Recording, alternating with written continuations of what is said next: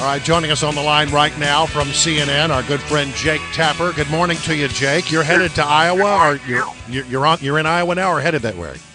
I'm in Des Moines right now. I was supposed to be in the show yesterday, but as I'm sure many of your fellow listeners can identify with, I slid into a snowbank. Oh my goodness, are you okay?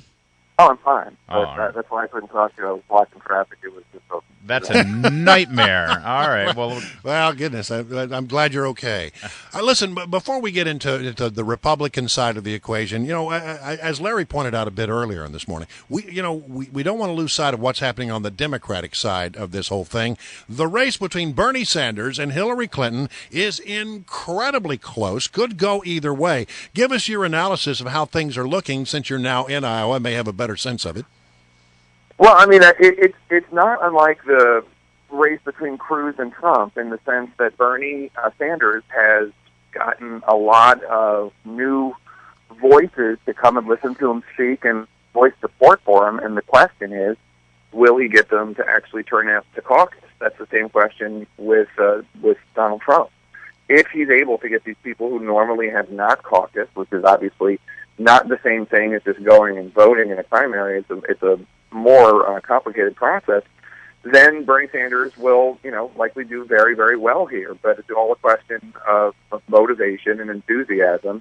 As of right now, as you say, it's neck and neck. If he gets those people, he'll do well. If Hillary Clinton, if they don't turn out, if it's basically just the people who turned out in 2008 for the caucuses, then I think she'll have a good night. Just ground game then is the goal, because one presumes the Clintons, who've done this a few times before, know how to put together a ground game. What about Bernie Sanders?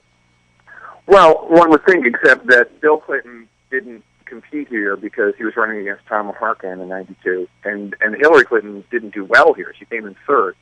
And that's obviously her campaign is being run by a lot of the people who beat her in 2008, a lot of the Obama people, when it comes to getting out the vote and targeting votes. So maybe she'll do better in that way. I think, one of the questions about Hillary Clinton has always been enthusiasm, how much her supporters are excited to come and caucus for her. So we'll see. We'll see. I mean, Bernie Sanders has a lot of support on college campuses, so that when you're looking at returns coming in, on Iowa caucus night, you want to be looking at some of those college towns and how big the turnout is compared to last time.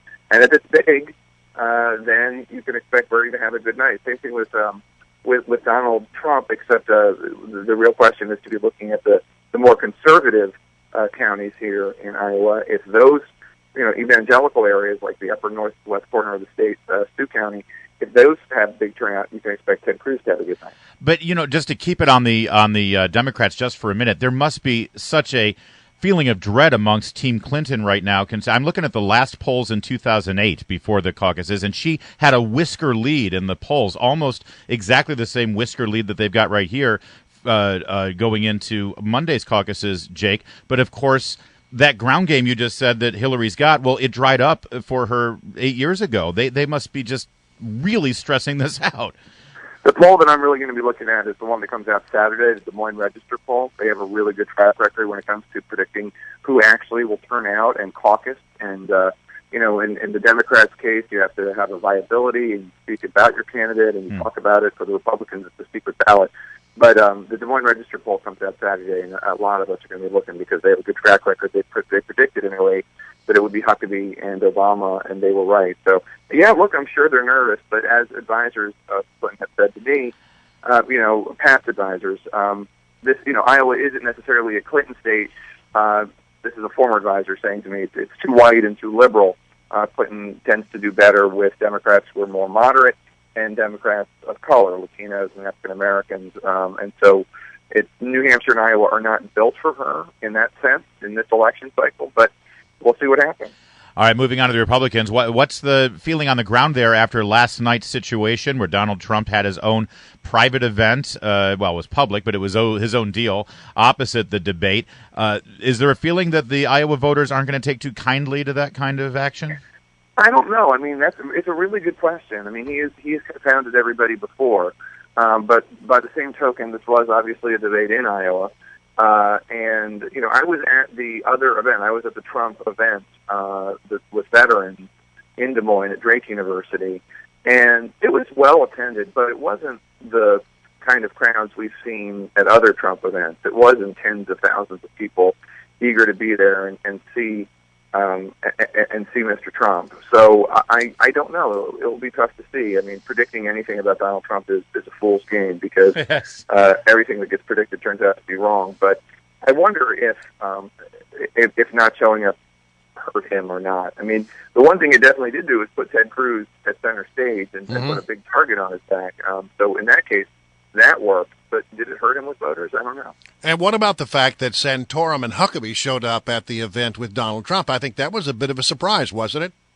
It was odd. I thought it was a little odd. I mean, Trump having this event and then two presidential candidates who are purportedly running against him. The last two guys who won the Iowa caucuses were there. I think it says a little bit more about the state of the Santorum and Huckabee campaigns than it does about anything else. I mean, Trump was very nice to them. He brought them on stage. He talked about them, said nice things. They each got an opportunity to say something.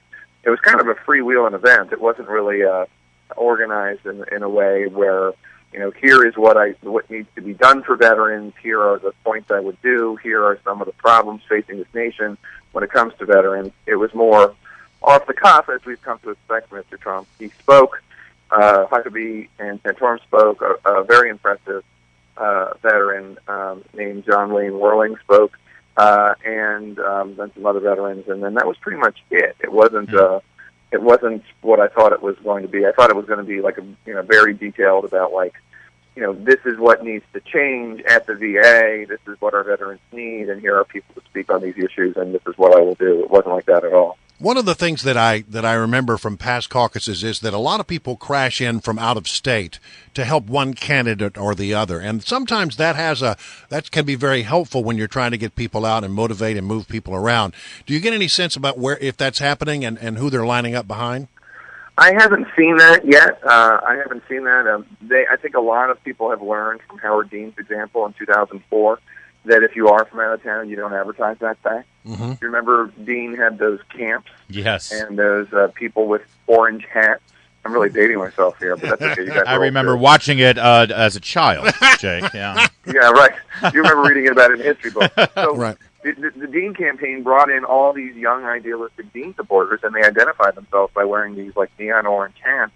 And it ended up having the effect of advertising that his support was not from Iowa. And right. It came in third. It was not a good night for Dean. And I think since then I have not seen people bringing in advertising that they're bringing in people from out of state. It's been more quiet, and people tend to blend. And they tend to do things more like advertise the support they have from people on the ground. Like the Cruz campaign has a local Iowa Christian leader, Todd Vanderplatz, I believe this is Bob Vanderplatz rather, and he's everywhere you go, and so they really like it to be as authentically Iowan as possible. All right, we got to leave it there, but State of the Union this Sunday from Iowa. Who are your guests, Jake? As of right now, we have Bernie Sanders and Marco Rubio. Well, there you go. Obviously, we're trying to get a lot of other people as well. Not that those two aren't enough, but we'll be live from Iowa. We'll be live from Iowa today for the lead at 4:00 as well. Great, thank you. I'm headed that way. Maybe we'll cross paths. Hope to see you there. All right, see you at Centro.